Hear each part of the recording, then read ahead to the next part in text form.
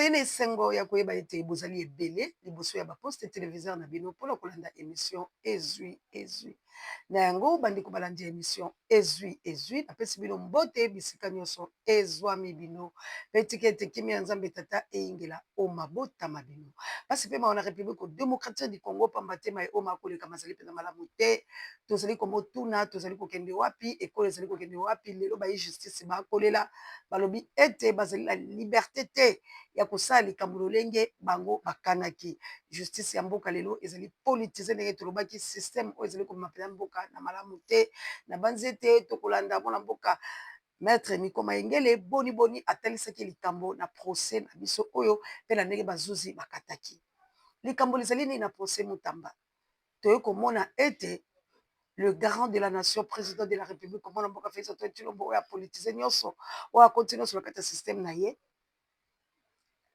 ye nde moto azali likolo ya makambo nyonso pourkui toloba bongo pamba te bakondane mpona mboka costa mutamba 3 ans ferme akosala mosala ya makasi kasi balobi 5 ans ye akozwa grâce présidentielle te akosala te akovote te makambo nyonso bilo bokai ndenge esalamaki me sika bato bakozela mwana mboka costa mutamba akele boloko po ete asala misala ya makasi ndenge bakatelaki ye 3 ans na te koyebisa biloko ya avoka ya mwana mboka costa mutamba mpeka kosala kaka 3 mois me sika oyo azali na liloba ya suka alobi costa mutamba aza na résidence surveille justice yali kimia te sika tomituna costa asalaki mabe to asalaki mabe te problème ezalaki nini kaka mpo baboyisa ye popularité akomaki nango baboyisa ye natika ete na 2028 atya mongoloto te bandeko na ngai totelema likambo ya mboka oyo tokosensibilize tokoconcertize tokosala éveil patriotique équipe pour la télé États-Unis d'Amérique mana nanga na kunia lwanga les États-Unis yanga mokonzi na Angleterre na mboka ya Big Daniel Ngenda devoir na biso eza makasi ya kolibere mboka oyo mboka oyo ekelaka o bandeko na ngai mboka oyo ekufi mwana mboka Félix Antoine Tshilombo babaki justice oyo ezali ya pete justice ya mboka ezali malamu te nani mobomi ya justice nani arendre lelo ezala l'armée ezala justice faible c'est mwana mboka Félix Antoine Tshilombo na bajugement na ye soki bakangi moto ya blanchir ye bakangaki mwana mboka Vital Kamerhe bakondenaki mpe 20 ans de travaux pénibles me boye komona na suka nango alobi mwana mboka Vital Kamerhe asala eloko te ali na makambo ebele ya kosala na mboka nini ali koleka mwana mboka Félix Antoine Tshilombo amema Kongo wapi akotambwisa yango na lolenge nini mpo na nini tozobika boye na mboka na biso este tokokoka te bamboka ebele babotola biso tokokoka te mais justice ezali kaka mpona bato moko songolo oyo esengeli bakanga sika bazali kopakola mwana mboka kosa mutama maboko mateka cela veut dire que moto nyonso oyo akolinga atelemela pouvoir na bango lokwa bango balingi bakele ntina 2000 soki combien donc bakodestabilize soki oyo na nzela bango sikoyo totika motu moko akonza mboka na ndenge ya mabe aboma mboka aboma politike ya mboka aboma nyonso mpo kaka bango moko bamibika bandeko na ngai systeme oyo ezali malamu te yango toyei kobeta mbela tozali na ngonga ya kosensibilize yango tozali kosenga na bino bosabone massivement na chaîne na bino ya libération bosoutenir biso jusqu'à m le number 1 océan de la presse congolaise na moninga na Gauthier Boulay na mboka ya mama Célestin mpe papa Michael mwana mère de Brine en Autriche botelema kilama edinete lotaki etumbaka lekoto bokelo kolifa peka to bopartage bémission bolike la chabienne mama sociale na ntina ye te tobunda etumba ya bavi mpo awa nde tokoloba bosolo eloko moko ya malongi kosalama na mboka te soki tobundi te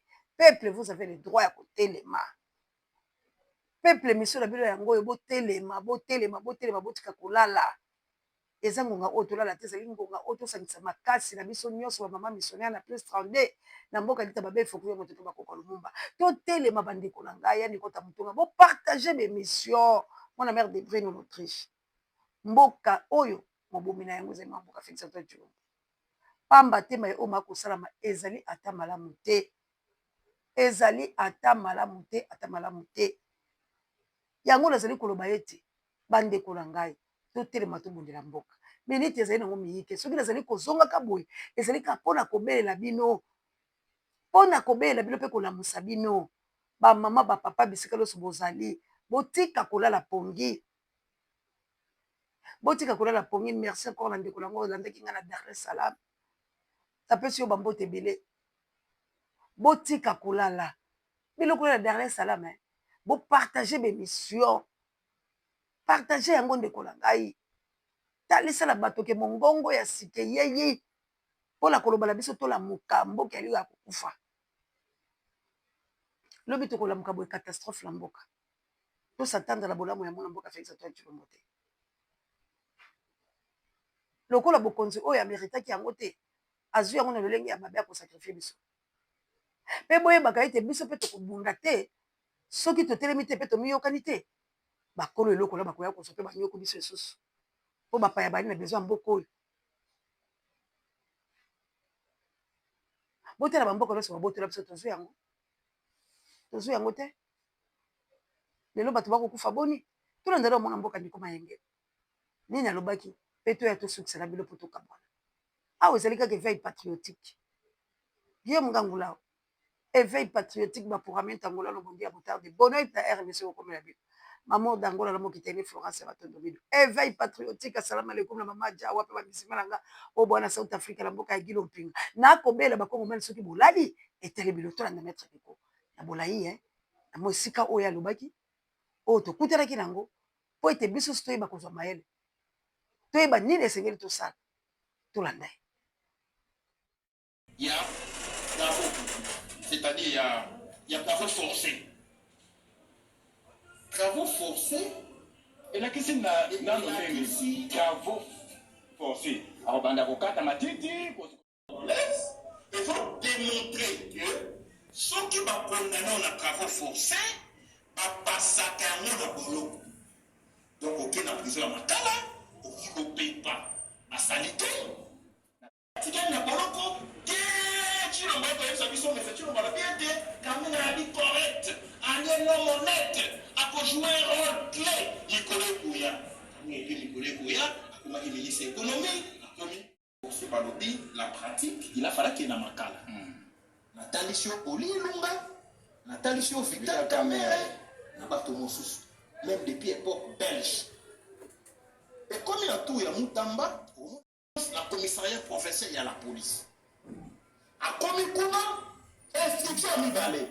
A Kona, et si pas que na Kofanda, la résidence, moi, je vais résidence surveillée. Champion. Pourquoi on va soutenir cette bêtise? Nanda Koya Moutamba, dans la village, la promenade, la GB. Oui, mais ça va être travaux forcés dans le centre. Ça ne se fait pas. Autant, il n'y a pas eu un acte, il y a mis en application, il y a travaux forcés, un acte réglementaire, et surtout pour la pratique, la jurisprudence. Oui, mais il faut condamner les travaux forcés, il faut que le sol ait la résidence surveillée. Pour faire de la luxe, or, le droit pénal, la peine et la dimension au titre de rétribution. Donc, nous sommes là, ma peine à sali et tout le monde a pessingaï pour assamandé. Donc, on t'a fait dans les six camarades, il n'y a pas si. Dans la dimension souffrance même morale. Parce que ici, tu as la souffrance physique, tu peux pas te torture est interdit. Mais tant on va jouer, on a dit dans bolo, on peut pas t'aider. On a dit bandaté. Forcé, et pour y avoir donc, il va dire que bangama tiwana oh prisonnier va dire qu'il lobby yonda ko sokola yango eli travaux forcés pour aider la télévision ko kala ba film moi si epai moi na epai okolanda okolia ndenge olingi okobeba ndenge olingi okotambola nas donc ba restreindre au kaka champ c'est un député sous une détention préventive, nous devons transformer en la résidence surveillée pour nous capter le temba. On a les droits, la loi. Mais quand nous t'embazons d'intention préventive aller condamner, vous avez la différence. Et condamner na travaux forcés na Congo, pas même à donc le problème c'est que va habiter. Est-ce que bakimisi na prison te pour la kobanga d'information bimaka na ba réseaux sociaux nous connaissons le cas awa que ce qui constate motamba qui na prison makala kobanga de non autant te parler pour moi ya constant motamba mettre les commandes ndeko justice est à la sélective dans l'état de droit appliquera les mêmes principes les mêmes règles à tout mais la sala qui bolo pour un travaux forcés ceux qui au lit lunga sala qui bolo pour un travaux forcés au lit lunga vie nae ils ont en danger il y a quand même ils ont en danger tous les prisonniers dans la prison na Kinshasa ya muta monte kotomo okoi na beba okoi na piège ah ozali makambuke monsieur Chilombo qui est le patron de nos vies c'est pas le but que non tel a compte à bolo bakoti moins de 20% de décisions exécutées on a dit bêtises à 2000 statistiquement donc awa sikoyo tokomi na insécurité judiciaire oui qu'on condamne moto qu'on a dit grâce présidentielle. Ok? Grâce présidentielle, et pour la question était plein noir. À pour ça, les angotés, cassé pour fiter. Une nuance, plein éthique. Oui, justice à solo hier, on a droit à pour ça la recours extraordinaire, parce que voit des recours ordinaires en réalité. La Cour de cassation statue en première dernière ressort. La décision a été inaccable. Maintenant, appel. Ils ont recours ordinaire, les décisions les appellables. Mais il y a un recours extraordinaire. Il y a une révision à procès. Mon tout ça là qui révision à procès, dans la qui a coupé à Franck Diongo. M. Félix Antoine Chilombo a bénéficié la 5e année, et quand les mois bangonga moutier, pas moi pour la dimanabolo. Alors tant qu'il y a béni, casier judiciaire est toujours entamé. Mais tout ça là il procédé à révision à procès devant la décision. Et face à qui condamnation na et face à qui appelle casier judiciaire na ezonga qui vierge mato domingi maître Neko Mayengi bandeko ezali pasi ezala bazuzi tokozwa bazuzi ya malamu te tokozwa kaka bazuzi bakokatelaka biso makambo a faveur bango na ntina bango balonga yo okolonga te bongo justice ya boye soki ekubami mboka ekufi mboka ekufi bandeko na ngai totala na bala bazongaki kelasi boni elekaki mosala oyo malamu esengeli gouvernement na biso esala tokele bongo tozo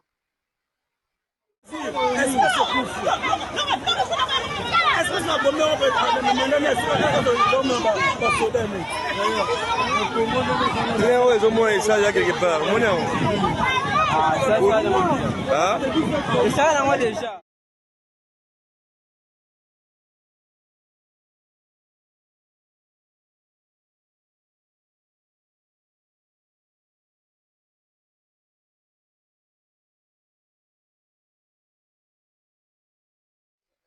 kasi botali baninga batre ya bamboka na bango bomoni Angola bomoni kuna me ya biso badetournere obe koliaka misolo gouvernement ya Félix ya badetournere ya rétrocommission eloko malamu ezali te peuple totelema esolo tolela mposa dialogue mais dialogue wana ezali na etumba na kati celui qui veut la paix prépare la guerre on libère pas un peuple le peuple se libère totelema biso banso po ete tobunda etumba totelema ye bapapa ye bamama ye botika kolala partout bozali ye na Suisse ye na Canada ye na Inde ye na Tchad ye na Bujumbura ye bisika nyonso bakongole bozali botelema